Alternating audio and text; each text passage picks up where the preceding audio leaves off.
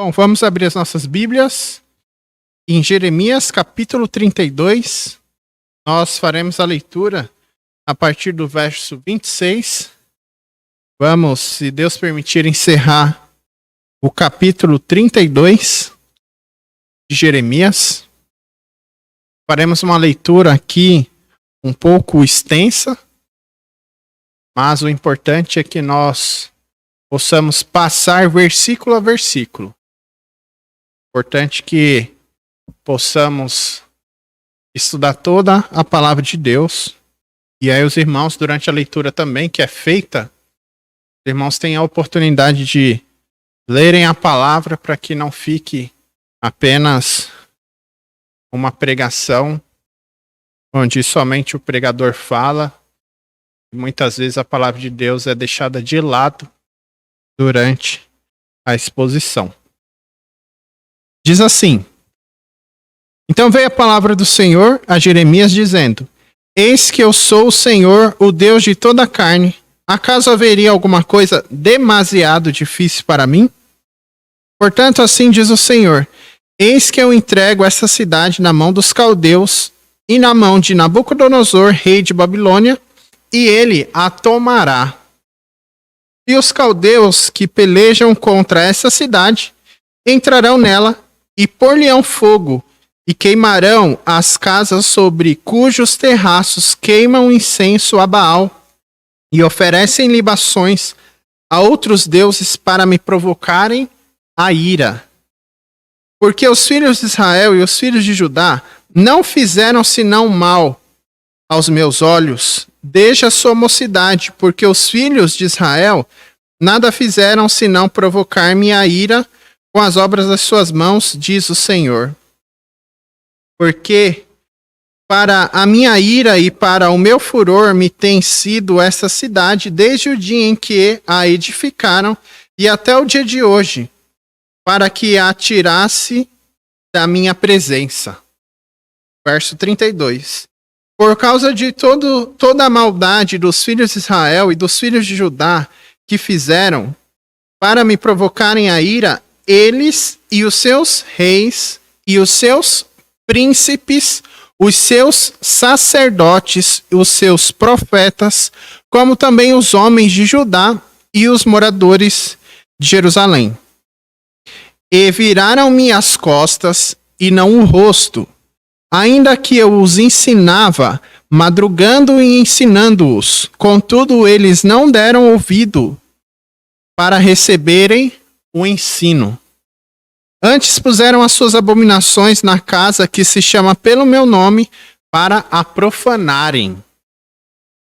E edificaram os altos de Baal, que estão no vale do filho de Inom, para fazerem passar seus filhos e suas filhas pelo fogo, a Moloque, o que nunca lhes ordenei, nem veio ao meu coração, que fizessem tal abominação para fazerem pecar Judá. E por isso agora assim diz o Senhor, o Deus de Israel, acerca desta cidade da qual vós dizeis: já está dada na mão do rei da Babilônia, pela espada, pela fome, pela pestilência. Eis que eu os congregarei de todas as terras para onde os tenho lançado na minha ira, e no meu furor e na minha grande indignação, e os tornarei a trazer a este lugar, e farei que habitem nele seguramente. E eles serão o meu povo, e eu serei o seu Deus. E lhes darei um mesmo coração e um só caminho para que me temam todos os dias, para o seu bem e para o bem de seus filhos depois deles. E farei com eles uma aliança eterna, não me desviar de fazer-lhes o bem, e porei o meu temor nos seus corações, para que nunca se apartem de mim. E alegrar-me-ei deles, fazendo-lhes bem, e plantá-los-ei nesta terra firmemente, como todo o meu coração, e com toda a minha alma. Porque assim diz o Senhor, como eu trouxe sobre este povo todo este grande mal, Assim eu trarei sobre ele todo o bem que lhes tenho declarado. E comprar-se-ão campos nessa terra, das quais vós dizeis, está desolada, sem homens, sem animais, está entregue nas mãos dos caldeus. Comprarão campos por dinheiro, ensinarão as escrituras, e as selarão, e a farão que confirmem testemunhas na terra de Benjamim, e nos contornos de Jerusalém, e nas cidades de Judá, e nas cidades das montanhas, e nas cidades das planícies, e nas cidades do sul, porque os farei voltar do seu cativeiro, diz o Senhor. Vamos orar de novo. Senhor nosso Deus, agradeço pela sua palavra, e o Senhor possa trazer aos nossos corações, às nossas mentes, o entendimento da sua palavra, que eu fale aquilo que o Senhor deseja, e que os irmãos possam também entender aquilo que o Senhor deseja para as suas vidas. Que o Senhor nos ajude através do seu Espírito Santo, porque sabemos, Pai, que sem Ti nada podemos fazer. É em nome de Cristo Jesus que eu oro e agradeço. Amém. Na quarta-feira passada, nós havíamos estudado a oração de Jeremias, onde nós podemos ver que Jeremias, ele, em sua oração, ele exalta o Senhor e reconhece a sua grandeza e a sua soberania. E após essa oração de Jeremias, ele conclui no verso 25: Contudo me disseste, ó Senhor Deus, compra para ti o campo por dinheiro, e faz com que confirmem testemunhas, embora a cidade já esteja entregue nas mãos dos caldeus. Nós também vimos que Jeremias havia comprado um campo.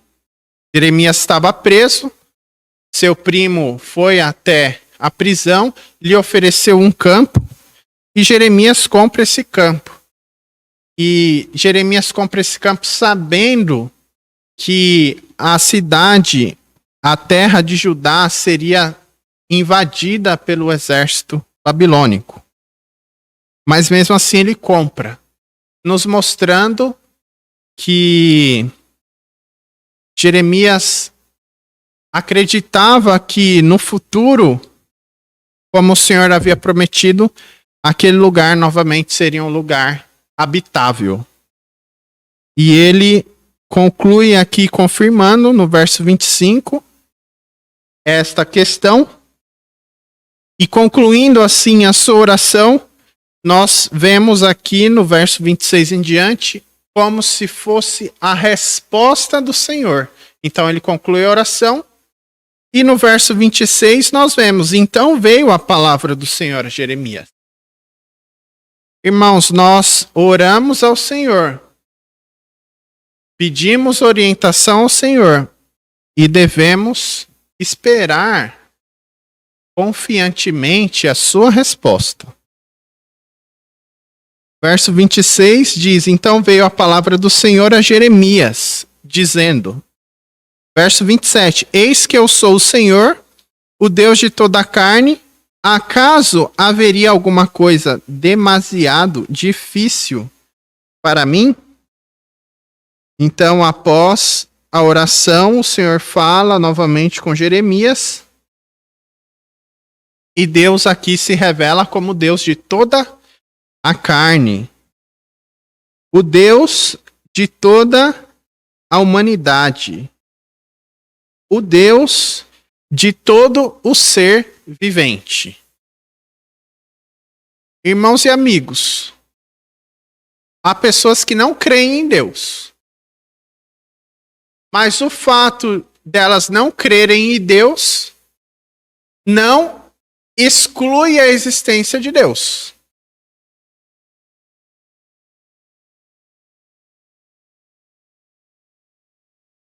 Não crer em Deus não faz com que Deus não exista.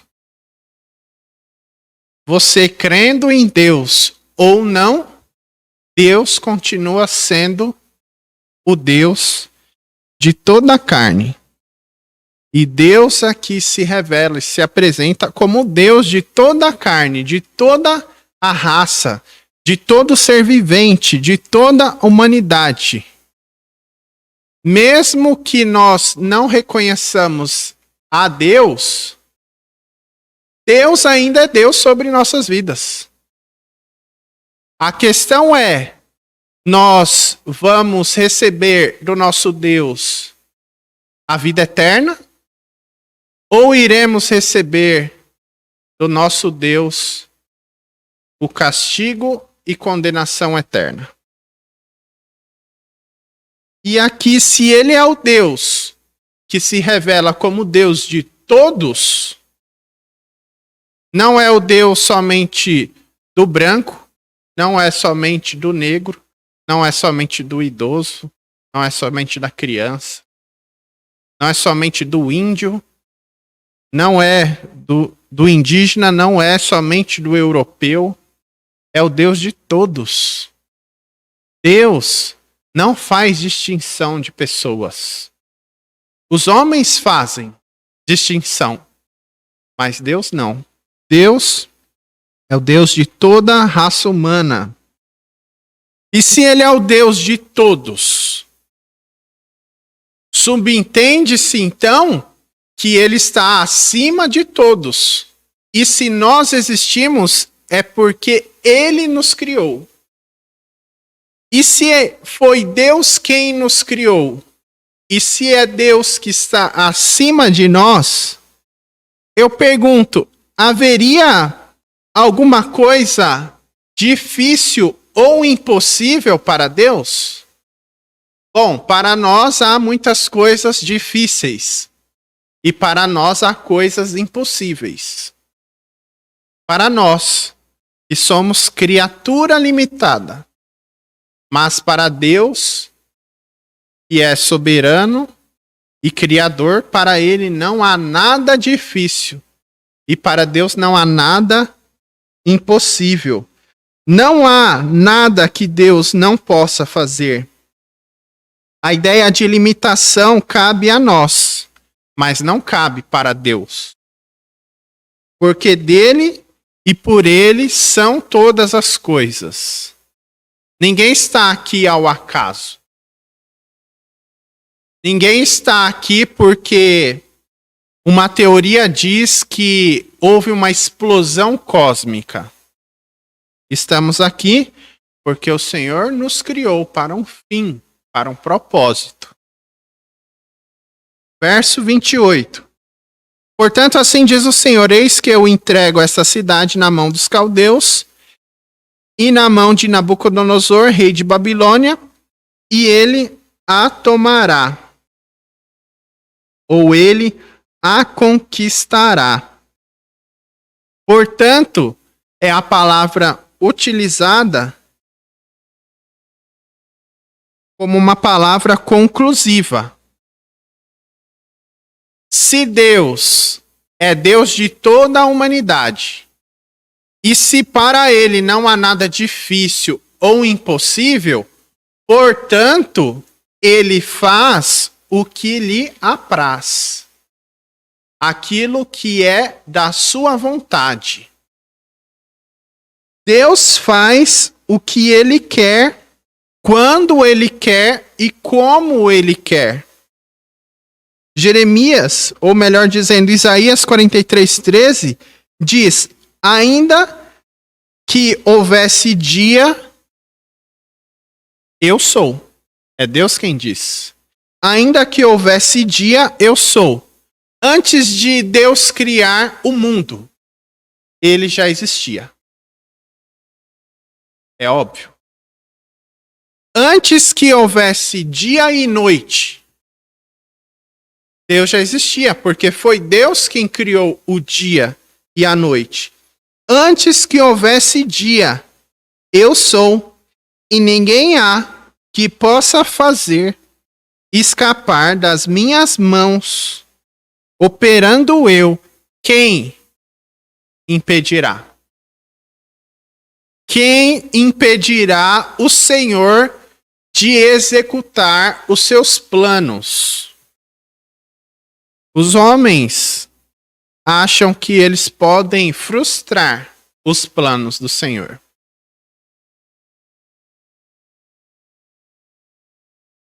O governo romano, na época dos apóstolos, quiseram acabar com os cristãos, prendendo em suas casas, levando presos, matando. E a palavra de Deus diz que o evangelho se espalhou por todo o mundo, porque os discípulos foram dispersos pelo mundo. Aquilo que o governo romano e as lideranças judaicas quiseram fazer para acabar com o povo de Deus, com os servos do Senhor Jesus, foi apenas um mecanismo para que eles crescessem ainda mais. Engraçado que os homens fazem as coisas achando que eles fazem pela sua própria vontade.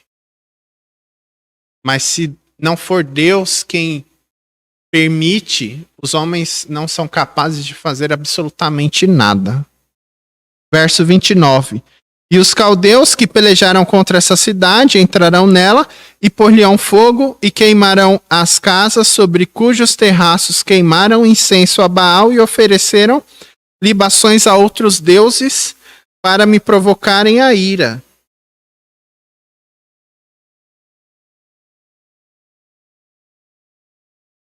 Então Deus, diante da situação do povo de Judá, o Senhor, como Deus de toda a raça humana, Deus usa a Babilônia para disciplinar Judá. Através de Nabucodonosor, vemos no verso 29 que os caldeus, quem são os caldeus?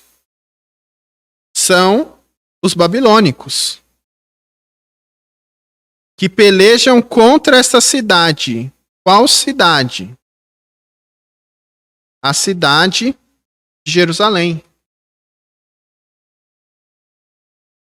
Judá tinha por capital Jerusalém. Jerusalém estava cercada pelo exército babilônico. Eles pelejaram contra a cidade. Entrarão nela e pôr-lhe-ão fogo. Queimarão as casas sobre cujos terraços queimavam incenso a Baal. E ofereceram libações a outros deuses para me provocarem a ira. Deus usou os caldeus para disciplinar Judá.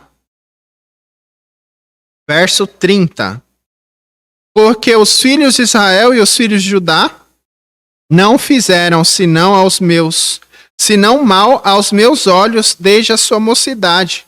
Porque os filhos de Israel nada fizeram senão provocar minha ira com as obras das suas mãos, diz o Senhor. Temos um povo rebelde ao Senhor, temos o Senhor disciplinando esse povo através da Babilônia. Por qual motivo? O motivo aqui, porque eles não fizeram outra coisa senão fazer o mal ao Senhor. E no caso aqui, fazer mal aos olhos do Senhor é desobedecer os seus estatutos, as suas leis. O que Israel e Judá fez diante do Senhor? Eles fizeram coisas que desagradaram ao Senhor. Esta é a causa, a consequência. É a causa e o efeito. Para toda causa há um efeito. E neste caso, a causa foi a desobediência. O efeito foi a disciplina do Senhor. Pelas obras das suas mãos. As obras das suas mãos são as suas atitudes e as suas ações. Verso 31 e 32. Porque para a minha ira e para o meu furor me tem sido esta cidade. Essa cidade tem servido para despertar a ira do Senhor, é o que está dizendo. Desde o dia em que a edificaram, até o dia de hoje, porque atirasse da minha presença, por causa de toda a maldade dos filhos de Israel e dos filhos de Judá, que fizeram para me provocarem a ira, eles e os seus reis, os seus príncipes, os seus sacerdotes, os seus profetas, como também os homens de Judá e os moradores de Jerusalém. O mal generalizado. O mal institucionalizado. O que significa isso, irmãos? Que o mal ele estava sendo praticado desde as lideranças, os príncipes, e passando por todas as esferas da sociedade até a base da pirâmide. Todo o povo. Por isso aqui é dito príncipes, aqui é dito reis, príncipes, lideranças políticas, sacerdotes e profetas, lideranças religiosas e também os homens de Judá e os moradores de Jerusalém. Toda a sociedade, em toda a esfera da sociedade. É isso que nós chamamos de um mal generalizado e institucionalizado. Se eu cometer um delito, um roubo, alguém me punirá. Quem me punirá? As autoridades. Então, alguém olha para os atos de uma outra pessoa e ela exerce um juízo sobre ela. Agora vamos pensar se todos nós começássemos a roubar. Desde o rei, o príncipe, o sacerdote, o profeta e a base da pirâmide. Quem exercerá juízo sobre o outro? Ninguém. Então não haverá mais o crime de roubo. Porque o mal, ele se arraigou na sociedade e se institucionalizou. Era isso que estava acontecendo lá. É como se o mal da idolatria já não existisse mais. É como se o mal do julgar injustamente não existisse mais. É como se o mal de oprimir o pobre e o necessitado não existisse mais. É como se o mal da prostituição não existisse mais. Por quê? Porque todos cometiam, desde o maior até o menor. Assim, nações estão caminhando, institucionalizando coisas que desagradam ao Senhor. E certamente as nações pagarão o preço por pecarem contra o Senhor. Verso 33. E viraram-me as costas e não o rosto, ainda que eu os ensinava madrugando e ensinando-os, contudo, eles não deram ouvidos para receberem o ensino. Deus advertiu, mas eles viraram as costas. Aqui na minha tradução diz, viraram as costas e não o rosto. Talvez na dos irmãos esteja apenas viraram o rosto. Ou melhor dizendo, viraram as costas. O que aqui quer dizer? Que virar as costas é pior do que virar o rosto. E virar as costas é simplesmente você ignorar o outro. É isso que eles fizeram. Eles ignoraram o Deus de toda a carne. Viraram as costas para Deus. Como se Deus não existisse para eles. Não é isso que muitas pessoas e a sociedade tem feito? Virado as costas para o Senhor? Como se o Senhor não existisse? E institucionalizando o pecado, fazendo com que o pecado seja algo normal na sociedade? Há muitas coisas que nós vamos vendo e elas vão ficando impunes e outras pessoas vão cometendo e vão ficando impunes e vamos chegando a um estado em que tudo é normal, tudo pode. Verso 34. Antes puseram as suas abominações na casa, que se chama pelo meu nome, para profanarem. Colocaram as abominações, os falsos deuses, dentro da casa de Deus, dentro do templo do Senhor. Não só adoraram outros deuses, como trouxeram os deuses para dentro da casa do Deus que proíbe eles de adorarem outros deuses. Olha o nível. Verso 34. Antes puseram as suas abominações na casa, que se chama pelo meu nome, que é a casa do Senhor, para me profanarem.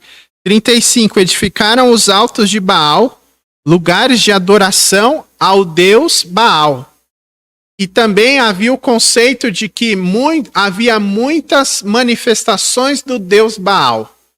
Então havia muitos deuses com o nome de Baal, que estão no vale do filho de Inom.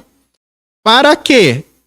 Eles fizeram isso para fazerem passar seus filhos e suas filhas pelo fogo a Moloque, o que nunca lhes ordenei, nem veio ao meu coração que fizessem tal abominação para fazerem pecar Judá. Aqui é dito que eles chegaram ao ponto de pegarem os seus filhos, as suas filhas, levarem para este lugar de adoração ao Deus Baal e sacrificarem os seus filhos, queimando no fogo. Uma coisa que o Senhor não mandou e que o Senhor chama de abominação, porque é derramar o sangue inocente. O feminismo no mundo tem sido uma idolatria. Ao quererem colocar diante da sociedade que pode-se haver o sexo ilícito, que é fora do casamento, e aí, se caso engravidar, você pode livremente tirar a vida e derramar o sangue de um inocente. Essa é a verdadeira raiz do feminismo.